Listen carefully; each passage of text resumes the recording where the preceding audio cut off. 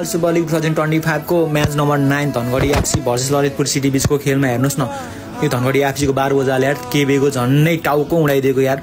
रेफले already हुइसल बजाइसकेको थियो फल भनेर, तर पनि हैन सर्ट हानेर झन्नै टाउको उडाइदिएको यार। धन्न बाइ मिस्टेकली हैन त्यो बलले लागेको भए त्यही ढल्दियो होला केटो यार, त्यस्तो पावरफुल सर्ट हानेको थियो। अनि 12 बजाले झन्नै भेटिसकेको थियो के सर्ट पनि उता सनिस ब्रोको, यस्तो रिसाइरहेको थियो नि।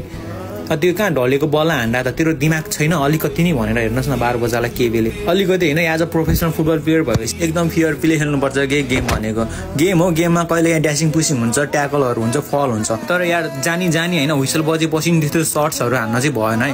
ल गाइस जे भए पनि आजको गेममा हैन बल पोजिसन हेर्ने हो भने 50-50% छ। दुईटै टिमको सर्ट्स अनि टार्गेट हेर्ने भने जम्मा एउटा मात्र छ ललितपुर सिटी एफसी को। आजको गेम त्यस्तो बबाल भइरहेको छैन, फर्स्ट हाफ झुर भइसक्यो गाइस हैन, स्कोर निक्लिनु पर्यो है। ल सेकेन्ड हाफमा चाहिँ अब कति गोल हान्छ आई डोन्ट नो। तपाईहरु कुन टिमलाई समर्थन गर्दै हुनुहुन्छ कमेन्ट गर्नुस्।